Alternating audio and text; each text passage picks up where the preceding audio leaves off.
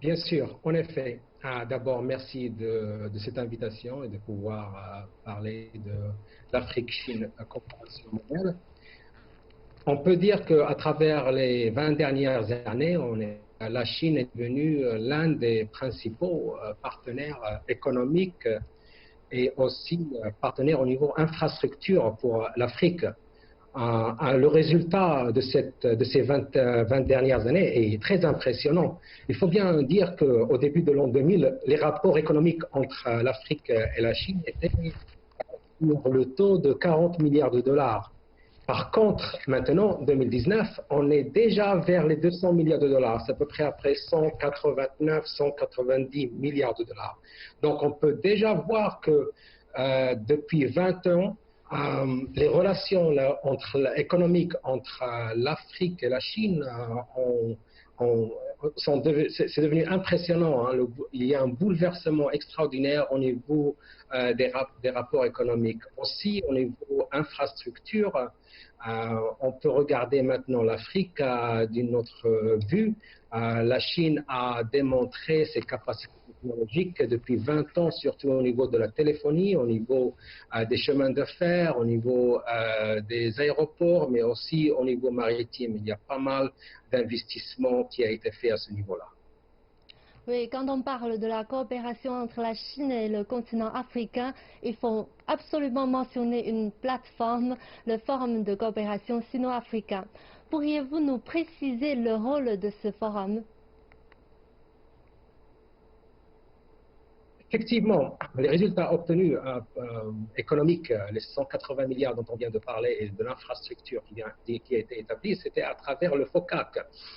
Ce forum FOCAC a réalisé, a contribué à réunir toutes les nations africaines dans une seule place, une seule réunion pour discuter les questions économiques importantes liées aux progrès africains nationaux.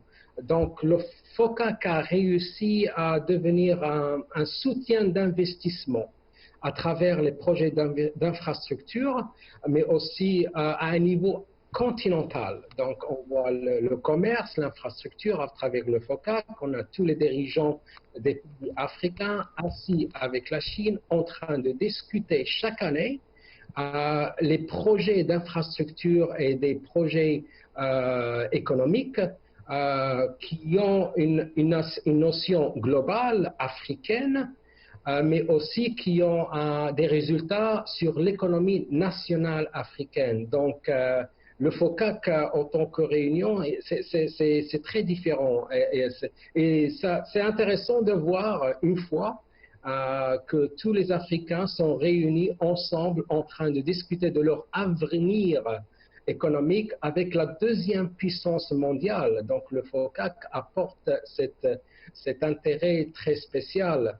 Il faut bien comprendre que le FOCAC a réussi, si on va le comparer à d'autres institutions, à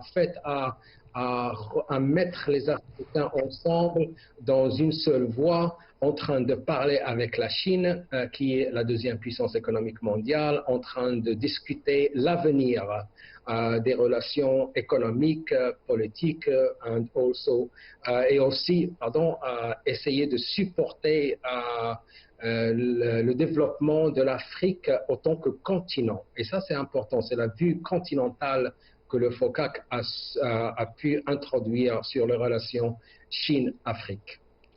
Merci de votre commentaire. Et en dehors de ce forum, il existe aussi des mécanismes d'échange entre d'autres pays et l'Afrique.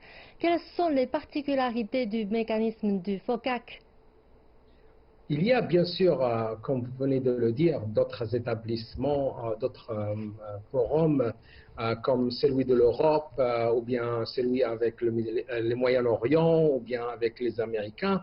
Mais le FOCAC, en fait, ce qu'il réussit à faire, c'est qu'il essaye de galvaniser ses efforts. Il faut bien comprendre que au niveau de l'Afrique, il y a aussi des mécanismes régionaux et locaux. Il y a l'Union africaine qui essaie de parler avec ses interlocuteurs au niveau des instances internationales gouvernementales. On a aussi pas mal de centres régionaux comme l'Association de l'Afrique de l'Ouest, l'Association de l'Afrique de l'Est et Australe. Donc, mais la diversité, moi je peux dire que la diversité africaine rend quelquefois très difficile d'avoir des résultats positifs. On a des pays anglophones, on a des pays francophones, on a des pays arabophones. Il y a des relations divergentes entre l'Europe et donc, quand on doit faire une analyse entre le FOCAC et toutes ces autres institutions qui parlent à l'Afrique, quand les nations africaines arrivent à Pékin, ou bien comme c'était fait en Afrique, l'Afrique du Sud dernièrement, c'est tout le continent, avec toute sa diversité, qui est en train de parler d'un langage commun avec l'Afrique. Ça ne se voit pas très... c'est rare de voir ce moment communal de l'Afrique, parce que malheureusement, je peux le dire, c'est que la diversité culturelle africaine, quelquefois, lorsqu'ils parlent avec leur support international, on peut voir que cette diversité culturelle, malheureusement, elle ne donne pas un sens communal à l'Afrique. Mais le FOCAC, lui, il va au-delà de cette diversité pour ramener tous ces États anglophones, arabophones, bien sûr, ensemble, en train de parler avec la Chine directement. Et ça, je pense que c'est quelque chose que le FOCAC arrive à réaliser mieux que d'autres associations au forum au niveau de leurs relations avec l'Afrique. Merci beaucoup de nous avoir renseigné sur les particularités du FOCAC.